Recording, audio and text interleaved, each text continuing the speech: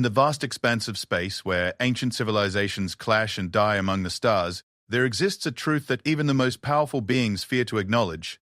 Human blood carries something that no other species possesses. It's not just the iron that courses through their veins, or the stubborn will that drives them to fight impossible odds. It's something deeper, something that can resurrect the dying and bind souls across species lines.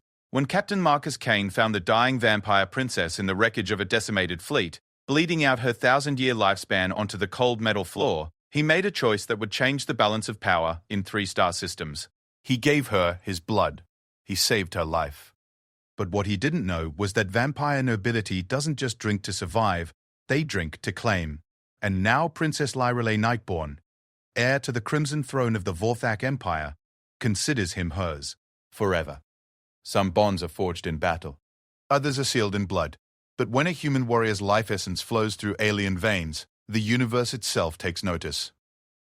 This is the story of how one act of mercy became the catalyst for an interstellar war, and how humanity's greatest weakness became their ultimate weapon. The emergency beacon cut through the void like a dying scream, its distress signal reaching Captain Marcus Kane's patrol ship just as he was about to jump back to human space. The Defiant's Edge had been running reconnaissance along the neutral zone for 3 weeks, mapping the movements of the Zeltharian raiders who had been hitting human colonies along the outer rim. Marcus stared at the signal's origin point on his tactical display. The coordinates placed it deep in contested space, in a region where 3 different alien empires had been fighting a brutal war for the last 5 years. No human ship had any business being there. Captain, his communications officer, Lieutenant Sarah Chen, called from her station. The signal is using an old Earth military frequency, but the encryption is strange. It's like someone took our code and mixed it with something else. Put it through, Marcus ordered, settling back in his command chair. The bridge speakers crackled to life, and through the static came a voice that made every hair on Marcus's neck stand up. It was feminine, aristocratic, speaking accented English with an undertone that seemed to resonate in his bones. Any vessel receiving this transmission, this is Princess Lyreley Nightborn of the Vorthak Empire. My fleet has been destroyed by Zeltharian ambush. I am dying. My life signs are failing. If there is any honor left in this galaxy, if there is any species that still values the ancient codes of war, please help me. The transmission cut to static. Marcus's crew exchanged glances. Everyone knew about the Vorthak Empire. They were the vampire-like species that controlled nearly a quarter of the galaxy's habitable systems. Ancient, powerful, and absolutely ruthless. They were also technically neutral in the human-alien conflicts, which made them valuable trading partners despite their unsettling nature. Sir, Chen said quietly, that's Princess Lyreley. She's the Emperor's daughter. The heir to their entire empire. Marcus nodded. He knew the name. Lyreley Nightborn was legend even among humans. A warrior princess who had supposedly lived for over 1,000 years. Commanding fleets that had conquered dozens of star systems. She was beautiful, deadly, and, according to intelligence reports, completely untouchable. Vampire nobility didn't associate with what they considered lesser species. Distance to the signal? Marcus asked. 47 minutes at maximum burn, his navigator reported. But Captain, it's in Zeltharian patrol space. If they find us there, they'll blow us to pieces, Marcus finished. The Zeltharians were a militaristic insectoid race that shot first and never bothered asking questions. They'd been at war with humanity for 6 years, ever since first contact had gone catastrophically wrong. Marcus weighed his options. Saving the vampire princess could earn humanity a powerful ally. The Vorthak Empire's neutrality had been wearing thin lately, as the Zeltharians pushed deeper into their territory. But it could also start a diplomatic incident if the rescue went wrong, or get his entire crew killed if the Zeltharians found them. Sir? Chen prompted. Marcus made his decision. Set course for the beacon. Maximum burn. And prep the medical bay. If we're doing this, we're going to do it right. The Defiant's Edge screamed through space, her engines pushing beyond recommended limits. Marcus had commanded this ship for 8 years, ever since the Battle of Proxima, where he'd earned his reputation for making impossible decisions that somehow worked out. His crew trusted him, even when his orders seemed insane. When they dropped out of hyperspace at the beacon's coordinates, the sight that greeted them was carnage beyond imagination. The debris field stretched for thousands of kilometers. The scattered remains of what had once been a Vorthak fleet. Marcus counted at least 30 destroyed ships. their elegant, organic-looking hulls torn apart by Zaltharian particle weapons. "Life signs?" he asked. His science officer, Dr. Elizabeth Torres, bent over her instruments. "I'm reading one faint signature from that command ship fragment. It's unusual. The biological readings are unlike anything I've seen." Marcus studied the wreckage through the view screen. The fragment that held the life sign was a section of what had clearly been a massive dreadnought, probably the Princess's flagship. It was still partially intact, with atmosphere readings showing breathable air in several compartments. "Take us in close," Marcus ordered. "Prep a boarding team. I'm going over personally." "Sir, with respect, that's not protocol," his first officer, Commander James Wright, protested. "We should send Marines." "The Princess specifically mentioned honor and the ancient codes of war," Marcus replied, checking his sidearm and environmental suit. "If I'm asking for Vorthak aid, I need to show that Earth's leaders are willing to take personal risks. Besides, if this is a trap, she's not exactly in a position to spring it." 20 minutes later, Marcus floated through the airlock of the destroyed Vorthak ship. The interior was a mixture of elegant architecture and devastating damage.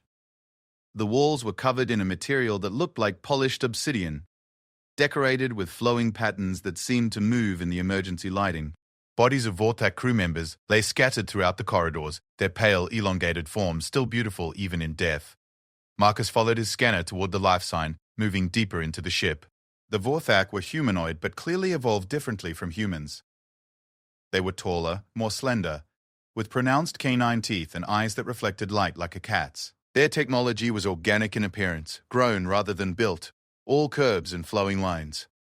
He found the princess in what appeared to be a combination throne room and command center. The chamber was massive, with a high ceiling and walls decorated with star charts of the Vorthak Empire. In the center, on a raised dais, lay Princess Lyra Lay Nightborn. Marcus had seen images of her before, but they hadn't prepared him for the reality. She was stunning in a way that was both alien and achingly familiar. Her skin was pale as moonlight, her hair a cascade of silver that seemed to move with its own wind. She wore armor that looked like it had been forged from starlight, form-fitting and elegant despite being clearly functional. But she was dying. Her armor was cracked and stained with something that looked like mercury mixed with blood. Her breathing was shallow, and when she sensed his approach and opened her eyes, Marcus saw they were the color of fresh blood, fading to pink as her life ebbed away. "You came," she whispered, her voice still carrying that strange resonance even in weakness. "I did not expect humans." Marcus knelt beside her, pulling out his medical scanner. The readings were unlike anything in human medicine, but he could see that she was hemorrhaging internally, and her life signs were critical. "My name is Captain Marcus Kane, of the Earth Defense Force," he said. "I'm here to help." She smiled, revealing those prominent canine teeth. "Captain Kane. I know this name. You are the one who held the line at Proxima. The Zaltharians speak of you with respect. Can you move? I have a medical bay on my ship." Lyra Lay shook her head weakly. "Too late. My people. We do not heal as yours do. When we are this close to death, only one thing can save us." "What?" Her eyes focused on his with sudden intensity. "Blood. Fresh blood from a living being. But not just any blood." She paused, studying his face. "You have strong life force, Captain Kane. I can sense it. Your blood could save me." Marcus felt a chill. He'd heard stories about vampire species and their feeding habits. "You're asking me to let you drink my blood?" "I am asking you to save my life," she corrected. "The choice is yours. But know that if I die here, the Vorak Empire will assume the Zaltharians have taken me prisoner. They will not stop until every Zaltharian world burns. The war will escalate beyond anything this galaxy has seen." Marcus considered. The political implications were staggering. But more than that, he found himself moved by something in her eyes. Despite her alien nature, despite the obvious danger, there was something vulnerable about her in this moment. Something that reminded him why he'd become a soldier in the first place, to protect those who couldn't protect themselves. "What do I need to do?" Relief flooded her features. "Help me sit up, place your wrist near my mouth. I will be gentle." Marcus helped her lean against the base of her throne, then extended his arm. Lyra Lay took his wrist in her hands, and he was surprised by how cold her skin was. She looked up at him one more time, as if asking for final permission. "Do it." he said. When her teeth pierced his skin, Marcus expected pain. Instead, he felt a strange warmth spreading up his arm. It was almost pleasant, like sinking into a hot bath after a long day. He could feel his blood flowing into her, but more than that, he could sense something flowing back, a connection forming between them that went deeper than physical touch. Lyra Lee's eyes began to brighten as she fed, the pink returning to brilliant red. Her wound started closing, and color returned to her pale skin. But Marcus found himself growing dizzy as more of his blood flowed into her. Just as he thought he might pass out, she pulled away, releasing his wrist. The bite marks sealed themselves instantly, leaving only 2 small scars. "Enough," she whispered, but her voice was already stronger. "Thank you, Captain Kane. You have given me life." Marcus swayed on his feet but remained standing. "Are you okay? Can you travel?" Lyra Lee stood gracefully, her movements fluid and powerful. The transformation was remarkable. She looked like she could command fleets again. But when she looked at him, there was something new in her expression, something possessive. "I am more than okay," she said. "But we need to discuss what has just occurred." "What do you mean?" "Among my people, the sharing of blood creates bonds that cannot be broken. You have saved my life with your essence. By Vorthak law and custom, this makes you," she paused as if searching for the right word in English, "mine." Marcus felt a chill that had nothing to do with blood loss. What exactly does that mean? It means, Captain Kane, that you are now under the protection of the Vorthak Empire. It also means that I am bound to you until the debt is repaid. Her smile revealed those sharp teeth again, and such debts are not easily repaid. Before Marcus could respond, alarms started blaring from his comlink. Chen's voice crackled through. "Captain, we have Zeltharian ships dropping out of hyperspace.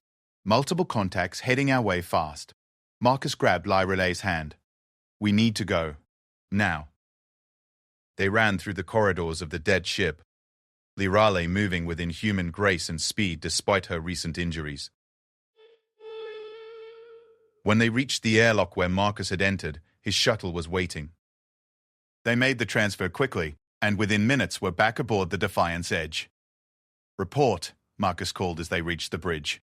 6 Zeltharian cruisers closing fast, Wright reported. "They're demanding we surrender the vampire princess or be destroyed." Marcus looked at Lyra Lee, who had taken position beside his command chair as if she belonged there. She was studying the tactical display with the eye of an experienced fleet commander. "Captain," she said quietly, "my people have a saying, blood shared in darkness becomes light in battle. You saved my life, now let me save yours. What do you have in mind?" Lyra Lee smiled, and for the first time, Marcus saw the predator beneath the princess. "The Zeltharians think they hunt a wounded prey. They do not know they have found a dragon." She moved to Chen's communication station. "May I?" At Marcus's nod, she activated the ship's transmitters. When she spoke, her voice carried across space with royal authority. "This is Princess Lyra Lee Nightborn, heir to the Crimson Throne, commander of the Void Fleets, daughter of Shadows. You, Zeltharian dogs, have made a grave error. You have attacked Vorthak nobility and destroyed my fleet. For this, your entire species will pay. But first," her voice became deadly soft, "you will pay personally." The response came immediately, in the clicking, chittering language of the Zeltharians, but the translation was clear. "Surrender now or die." Lyra Lee laughed, a sound like silver bells mixed with winter wind. "Foolish insects, you face not just a vampire princess but a human champion. Captain Kane, show them why the galaxy fears human ingenuity." Marcus found himself grinning despite the overwhelming odds. All hands, battle stations, prep for combat maneuvers. And someone get me a tactical analysis of those cruisers. As the crew scrambled to prepare for what seemed like a hopeless fight, Marcus caught Lyra Lee's eye. "You called me your champion, did I?" she said innocently. "How presumptuous of me." Her expression grew serious. "But Captain, when you saved my life, you became part of something larger than either of us. The blood bond we share, it will have consequences neither of us can imagine." The first Zeltharian ship opened fire, particle beams lancing through space toward the Defiance Edge. Marcus threw his ship into evasive maneuvers, but he was outgunned and outnumbered. That's when Lyra Lee did something impossible. She placed her hand on the tactical console, and suddenly, every screen on the bridge lit up with new information. The The Zeltharian ship's weaknesses, their firing patterns, their exact positions, everything Marcus needed to turn the tide appeared before his eyes. "How?" he gasped. "Vorthak technology is partially psychic," she explained calmly as explosions rocked the ship around them.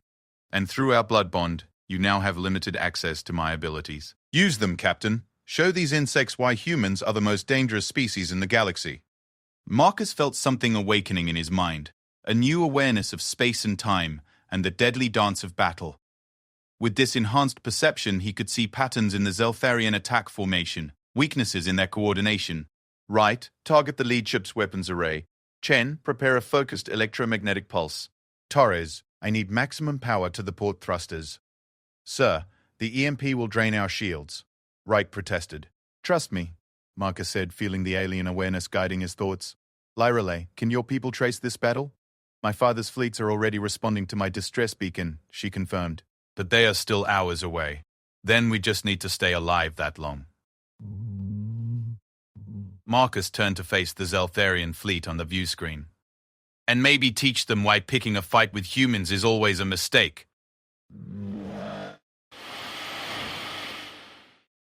The battle that followed would later be studied at military academies across human space. Against impossible odds, the Defiant's Edge fought like a ship possessed, dancing between enemy fire with precision that seemed almost supernatural. Marcus found his tactical awareness enhanced beyond anything he'd experienced, seeing possibilities and patterns that should have been invisible.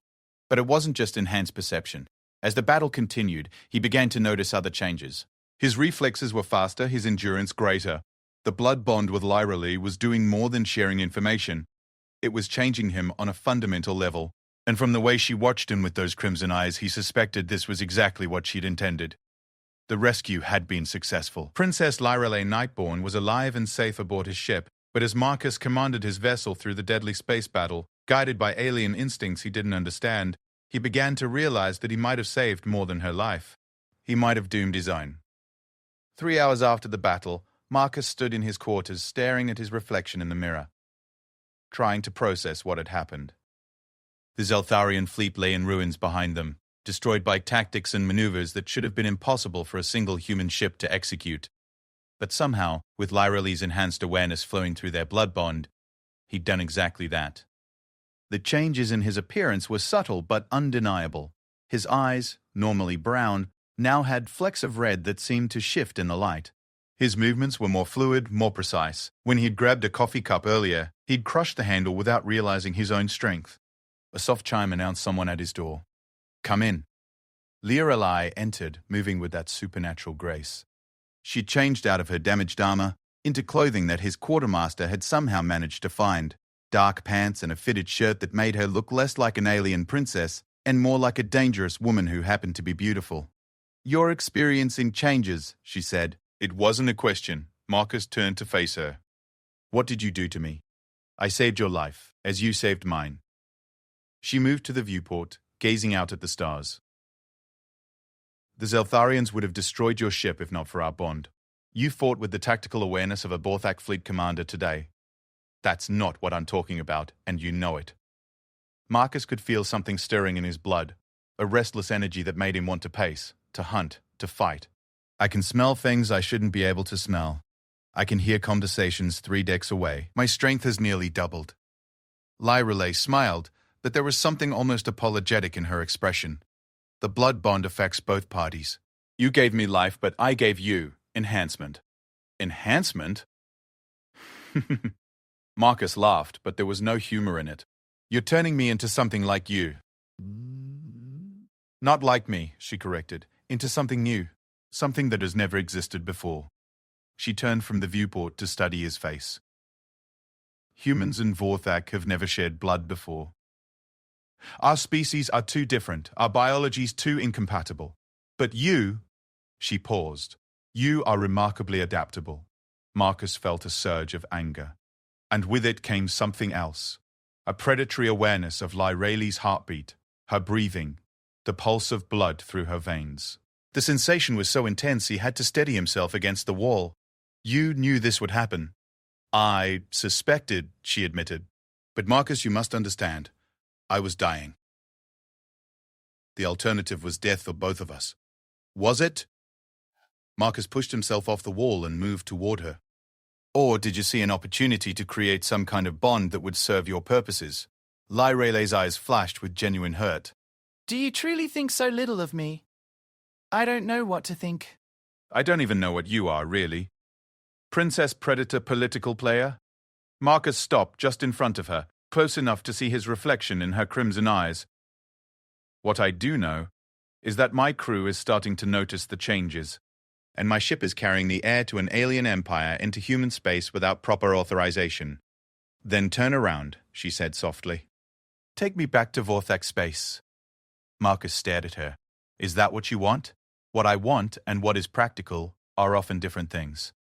Lyrale reached out and touched his cheek, her fingers cool against his skin. But no, Captain. What I want is to understand this bond between us. What I want is to explore what we might become together. Before Marcus could respond, his comlink chimed. Chen's voice came through. Captain, to the bridge. We're receiving a priority transmission from Earth Command. Marcus and Lyrale made their way to the bridge, where the crew snapped to attention. Marcus could see them trying not to stare at the vampire princess, though he noticed several of them seemed nervous in her presence. Whether that was natural caution or something related to her predatory nature, he wasn't sure. Put it through, Marcus ordered. Admiral Sarah Harrison's face appeared on the main screen. She was a veteran of the Proxima campaign and one of the few people in Earth Command who truly understood the complexities of alien politics. Her expression was grim. Captain Kane, we've received some interesting reports about your current mission status. Admiral, I can explain. I'm sure you can. But first, I need to know, is Princess Lyrale Nightborn currently aboard your vessel? Marcus glanced at Lyrale, who nodded slightly. Yes, Admiral. I rescued her from a Zeltharian ambush, and am escorting her to safety. I see. Harrison's gaze shifted to take in Lyrale. Your Highness, I am Admiral Harrison, Commander of Earth's Outer Rim Defense Force. We are honored by your presence. Lyrale inclined her head regally. Admiral Harrison, Captain Kane has proven himself a worthy ally to the Vorthak Empire. His actions today may have prevented a larger war. That's actually what I wanted to discuss, Harrison said. Princess, we've been monitoring Zeltharian fleet movements. They appear to be massing for a major offensive against human colonies. Intelligence suggests they believe capturing or killing you would prevent Vorthak retaliation for their aggression. They are correct, Lyrale confirmed. My death would be seen as an acceptable loss to prevent full-scale war. My people are not sentimental about individual lives, even royal ones. Marcus felt a chill. But you're alive. That changes things.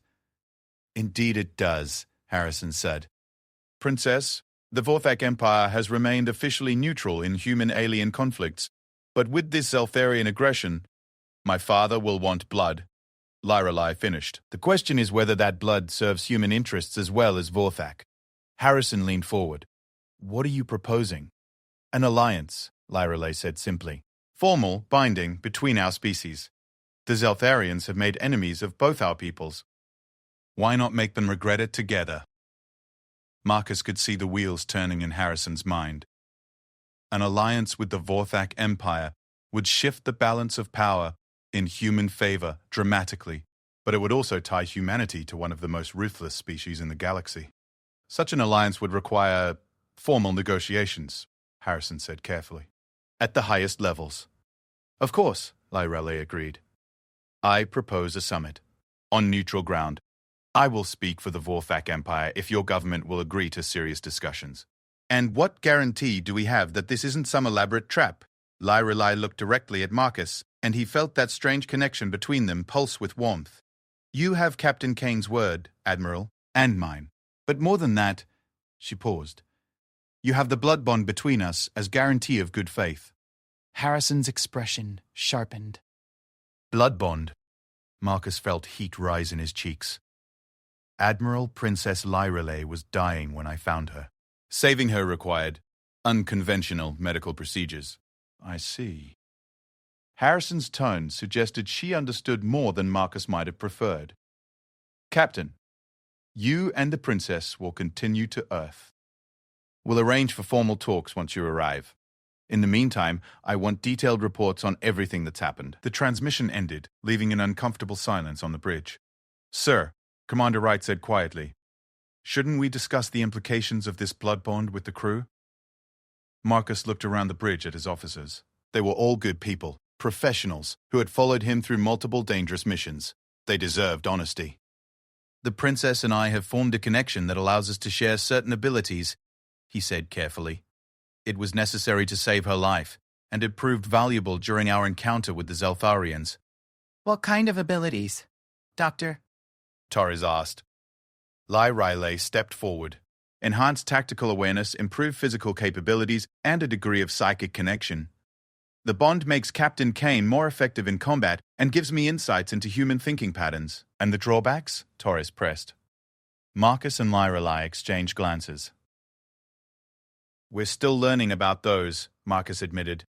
Over the next several days, as the Defiance Edge made its way toward Earth, Marcus began to understand just how profound the changes in him were becoming. His need for sleep decreased to only a few hours per night. His senses sharpened until he could track individual crew members by scent alone. Most disturbing of all, he found himself craving things he'd never wanted before. The hunt, the taste of blood, the thrill of dominance. Lyrelai seemed to sense his struggle. She began spending more time with him, teaching him to control the new instincts that threatened to overwhelm his human nature. The key is not to fight what you're becoming, she explained during one of their sessions in the ship's gymnasium. Accept the changes but maintain your core identity. They were sparring, and Marcus was amazed by his newfound speed and strength. He could match her movements now, anticipate her attacks through their bond, but when he landed a hit that would have floored a human opponent, she barely staggered. How long have your people been like this? He asked, breathing hard despite his enhanced endurance. We evolved this way over millions of years, she replied, circling him with predatory grace. We were apex predators on a world where everything was trying to kill everything else. Survival required strength, speed, and the ability to drain life from other creatures. And now you're trying to make me into one of you. No, she said firmly, then moved faster than his eyes could follow. One moment she was across the room. The next she had him pinned against the wall, her hand on his throat. I'm trying to make you into something better than either of our species alone. The position they were in was intimate, dangerous, and Marcus found himself responding to her proximity in ways that had nothing to do with their blood bond. Lyrelai seemed to sense his reaction and smiled. You feel it too, she murmured. The connection between us is more than just shared abilities. Marcus put his hands on her waist, meaning to push her away, but instead found himself pulling her closer. This is a complication we don't need, is it? Her lips were very close to his now. Or is it exactly what both our species need? Before he could answer, the ship's alarms began blaring. They broke apart and ran to the bridge, where chaos greeted them. Report, Marcus called. Long-range sensors are picking up a massive fleet, Chen reported. Zeltharian design, but the energy signatures are wrong. It's like they've been enhanced somehow. Marcus studied the tactical display. The approaching fleet was enormous, easily 3 times the size of anything the Zeltharians had fielded before. But Lyrelai was right about the energy signatures. Something was different about these ships. Princess? He asked. Lyrelai's face had gone pale. Those aren't just Zeltharian ships, she whispered. They're carrying something else. Something that shouldn't exist. What?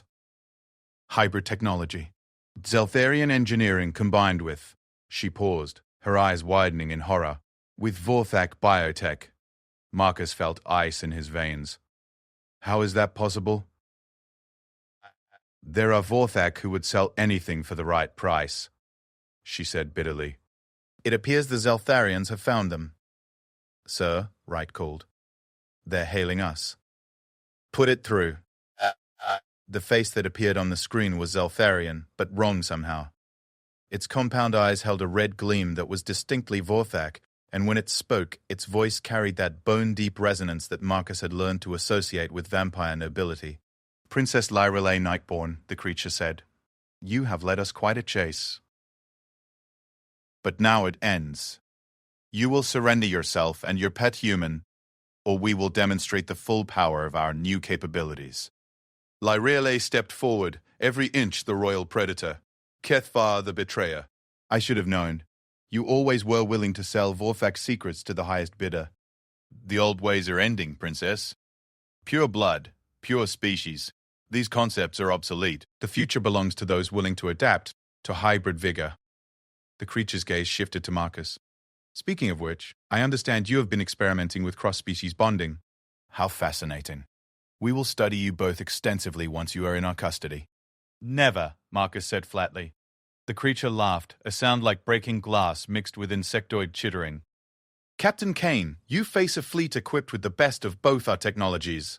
Zelfarian discipline and numbers, enhanced with Vorthak psychic abilities and regenerative capabilities. You cannot win. Maybe not, Marcus admitted. But I can make you regret the attempt. He cut the transmission and turned to his crew. All hands, battle stations. Doctor. Torres, I want everything we have on hybrid technology vulnerabilities. Chen, send a priority message to Earth Command. They need to know what's coming. Sir, Bright said quietly, we're one ship against a fleet.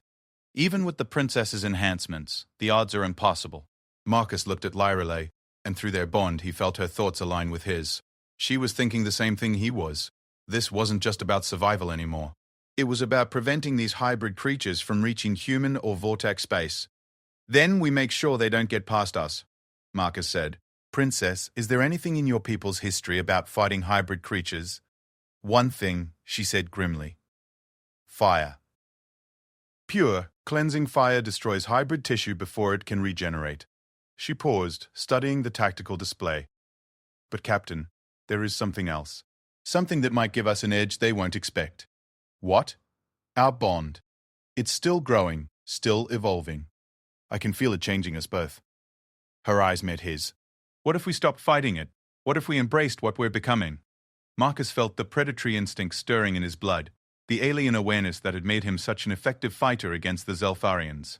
But this time, instead of trying to suppress it, he let it flow through him. The effect was immediate and overwhelming.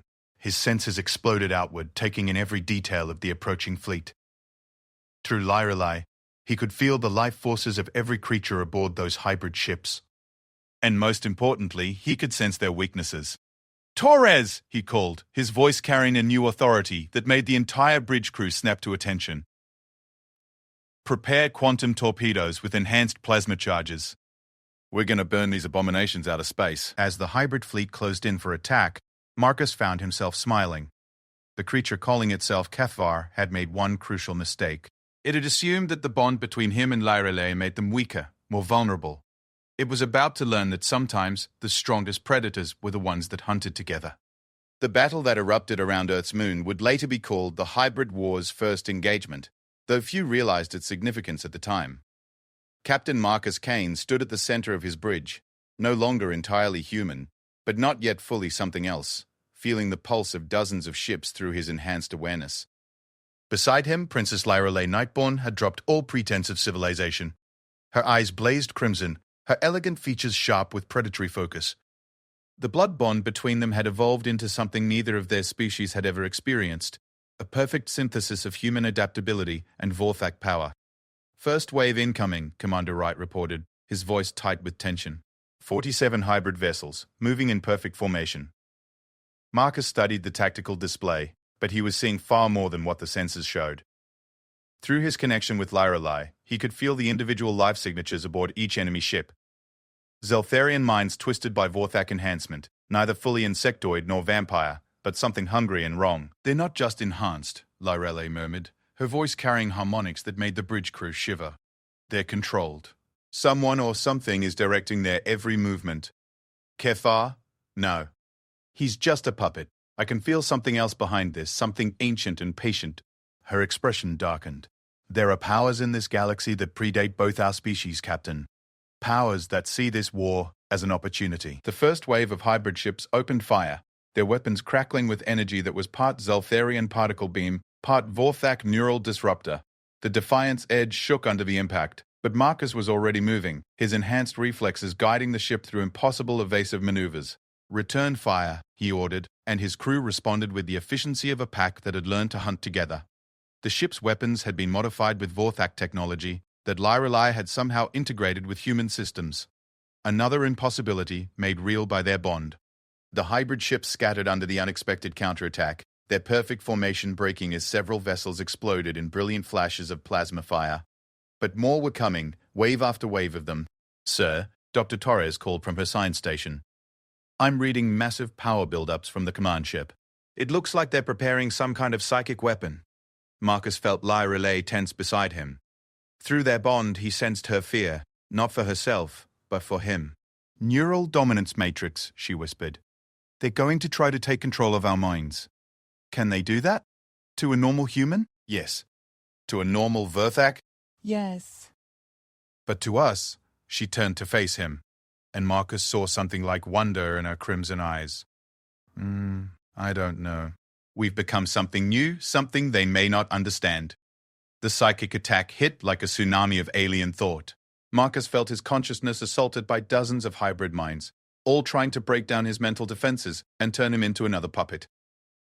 For a moment, he almost succumbed to the overwhelming pressure. Then Lyra's mind touched his through their bond, and suddenly he wasn't fighting alone. Her centuries of mental discipline combined with his human stubborn will, creating a fortress of thought that the hybrid assault couldn't penetrate. But more than that, the attack seemed to catalyze something in their connection. Marcus felt his awareness explode outward, touching not just Lyra's mind, but the minds of his entire crew. For the first time, he understood what they were becoming. Not just a bonded pair, but the nucleus of something larger. All hands, he said, and his voice carried across the ship with supernatural authority. Prepare for full neural integration. We're going to show these hybrids what real unity looks like. His crew didn't question the order, though none of them fully understood it. They simply trusted their captain, as they had learned to do in countless battles. One by one, Marcus felt their minds touch his. Not controlled, not dominated, but willingly joined in purpose. The effect on the ship was immediate. The Defiant's edge began moving with a precision that no single pilot could achieve, its weapons firing in patterns that seemed to anticipate the enemy's movements before they made them. Through the neural link, every crew member became part of a single, highly efficient organism dedicated to survival and victory. Impossible, came Kethvar's voice over the communication channel. No species can achieve that level of integration without losing individual identity. You're wrong, Marcus replied, and his voice carried the harmonics of his entire crew. That's exactly what makes humans dangerous. We can become something greater without losing what we are. The tide of battle began to turn. The hybrid ships, for all their enhanced capabilities, couldn't match the perfect coordination of a crew that was thinking and acting as one. But Marcus knew this was just the beginning. Through the neural link, he could sense larger forces moving in the distance, more hybrid fleets. And behind them, something vast and patient and utterly alien. Princess, he said, we need to end this quickly. What's the command ship's weakness? Lyra Lee's eyes were closed in concentration, her consciousness ranging through the enemy fleet like a hunting predator. The control matrix is centralized. If we can destroy the primary node, the hybrid crews will lose coordination. Where? Deep inside their command ship. But Marcus, she opened her eyes and looked at him. To reach it, one of us would have to board that vessel. It would be a suicide mission. Marcus felt his crew's determination through the neural link. They were ready to follow him anywhere, even into certain death. But then, another possibility occurred to him. Not suicide, he said slowly. Evolution. He turned to face his assembled officers, seeing them not just as individuals, but as extensions of his own will. Commander Wright, you have the con. Take us into close formation with that command ship. Sir, their weapons will tear us apart at close range. Not if we're moving too fast to hit. Marcus looked at Lyra. Princess, I have an idea. But I'll need you to trust me completely. Haven't I already done that? Marcus smiled, and for the first time since the blood bond had formed, he felt truly comfortable with what he was becoming. Dr. Torres, prepare the emergency transporter for a precision insertion. Chen, I want you to coordinate with the princess's psychic abilities to mask our approach. Captain, Wright said quietly, what are you planning? I'm planning to show these hybrids why predators should never corner humans unless they're prepared for the consequences. 20 minutes later, Marcus and Lyra materialized in the depths of the hybrid command ship. The vessel's interior was a nightmare fusion of Zeltharian functionality and Vorthak organic architecture, all flowing curves and chitinous surfaces that seemed to pulse with their own life. The hybrid crew they encountered were even worse than Marcus had imagined. They moved with mechanical precision, but their eyes held a desperate hunger that spoke of minds trapped in alien biology. They attacked without hesitation, but Marcus and Lyra fought like they were extensions of each other's thoughts. Through their bond, Marcus could anticipate Lyralei's every move while she guided his strikes with centuries of combat experience. They carved through the defending hybrids like a perfectly coordinated dance of death. "This way," Lyrelei said, leading him deeper into the ship. "The control matrix should be in the central chamber." They fought their way through corridor after corridor, and Marcus began to notice something disturbing. The ship seemed to be adapting to their presence, walls shifting to block their path, new defenders appearing from hidden alcoves. It was as if the vessel itself was alive and aware. "Princess, is this ship thinking?" "Worse," she replied grimly. "It's learning. The hybrid technology isn't just combining our species' abilities, it's creating something that can evolve in real time." They reached the central chamber to find Kethvar waiting for them, but he was no longer recognizably Vorthak or Zeltharian. His body had become a fusion of organic and mechanical components, wings and limbs and sensory organs arranged in patterns that hurt to look at directly. "Welcome," he said, his voice coming from multiple sources around the chamber. "You arrived just in time to witness the birth of the future." "You're insane," Lyrelei snarled. "This isn't evolution, it's abomination." "Is it?" Kethvar gestured, and the walls around them became transparent, revealing the hybrid fleet in all its terrible glory. "Look at what we've accomplished. Perfect integration of technology and biology. Perfect control over lesser minds. Perfect adaptation to any threat. Perfect sterility," Marcus countered. He could sense it through his enhanced awareness. The hybrid creatures had no individual will, no creativity, no ability to truly grow or change. "You've created a dead end, not evolution." "Have I?" Kethvar's attention turned to Marcus with predatory interest. "And what would you call your own transformation? Are you still human, Captain Kane? Or are you something new?" Marcus felt the question hit him like a physical blow. What was he becoming? Through his bond with Lyrelei, he'd gained abilities no human should possess. He commanded his crew through neural links that bordered on mind control. He thirsted for blood and hunt and dominance in ways that would have horrified his former self. But then he felt Lyralei's hand slip into his, and through their bond came a flood of reassurance. Not control, not dominance, but partnership, choice, love. "I'm something better than either of our species alone," Marcus said firmly. "And, more importantly, I'm still me." "Impossible," Kethvar hissed. "Integration requires surrender of individual identity. For your hybrids, maybe, but you made one crucial mistake."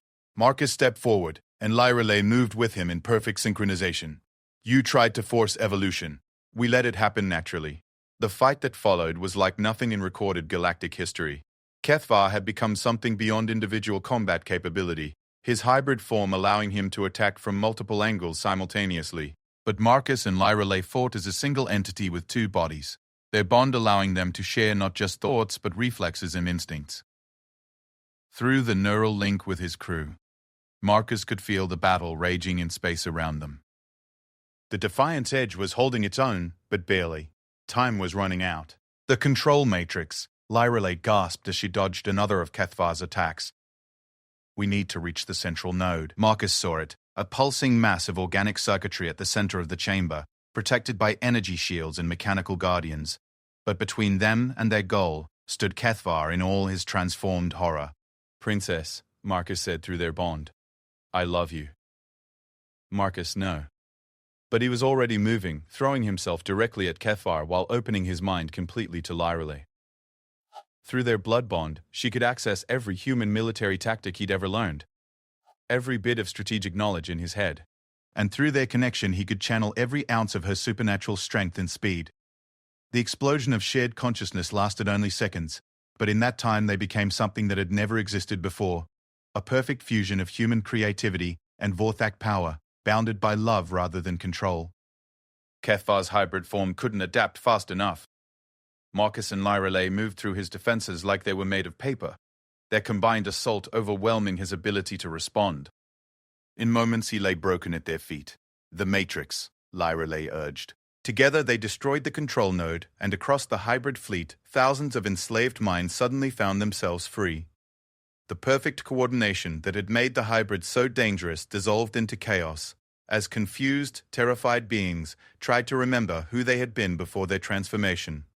Marcus and Lyrelei barely made it back to the transporter pad before the command ship began tearing itself apart. They materialized on the bridge of the Defiance Edge to find the crew cheering as the hybrid fleet scattered in all directions. "Status report," Marcus called, though through the neural link he already knew the answer. "Enemy fleet in full retreat," Wright reported with satisfaction. "The few ships that aren't fleeing are surrendering." Marcus nodded, then turned to face his assembled crew. Through their shared connection, he could feel their loyalty, their trust, their willingness to follow him wherever this new evolution might lead. "Ladies and gentlemen," he said formally, "I believe we've just witnessed the birth of something unprecedented in galactic history. A true alliance between species, based not on politics or convenience, but on genuine partnership." "What happens now, Doctor?" Torres asked. Marcus looked at Lyra Lai, and through their bond, felt her thoughts align with his. "Now we go home," he said, "and we show both our peoples what the future could look like." 6 months later, the Treaty of Terror was signed, in a ceremony that brought together representatives from dozens of species. The Vorthak Empire and the Earth Defense Force had become more than allies. They had become the foundation for a new kind of galactic civilization. Marcus Kane, now bearing the title of Admiral and the genetic markers of both human and Vorthak heritage, stood with Princess Lyrelei as they watched ships from across the galaxy dock at the new joint space station orbiting Earth. "Do you ever regret it?" Lyrelei asked quietly. "What you've become?" Marcus considered the question. He was no longer entirely human. The blood bond had changed him in ways that went beyond the physical. He could live for centuries now, possess strength and senses that bordered on supernatural, and commanded loyalty through neural links that would have been impossible for his original species. But through those same links he could feel the contentment of his crew, now the core command staff of the new joint fleet. He could sense the growing bonds between human and Vorthak personnel as they learned to work together. Most importantly, he could feel Lyralei's love through their connection, constant and reassuring and real. "No regrets," he said finally. "Though I do wonder what our children will be like." Lyrelei smiled, her hand moving to rest on her still flat stomach. "Perhaps they'll be the bridge between our species. Perhaps they'll be something entirely new." Her expression grew serious. "But whatever they become, they'll have the choice to be individuals. That's what makes this alliance work. We chose to become something greater without losing ourselves." Marcus nodded, watching as human and Vorthak engineers worked side by side on the station's construction. The hybrid threat had been defeated, but it had shown them something important. That forced evolution led to sterility and control, while chosen evolution led to growth and freedom. "Admiral Kane," Commander Wright's voice through the communication system, "we're receiving a priority transmission from the Outer Rim. It looks like we have our next mission." Marcus smiled and headed toward the command center, Lyra lay beside him. Whatever threats the galaxy might hold, they would face them as they faced everything now. Together, as partners, as something new and dangerous and beautiful. The blood bond that had begun as an act of mercy had become the foundation for a new kind of civilization. And in a universe full of ancient powers and hostile species, the most dangerous predators were no longer those who hunted alone. They were the ones who had learned to hunt as one. The human warrior had given his blood to save a dying vampire princess. In return, she had given him eternity, and together they had given the galaxy a future it had never imagined possible. Some bonds, once forged in blood and sealed in love, could never be broken, and the universe was better for it.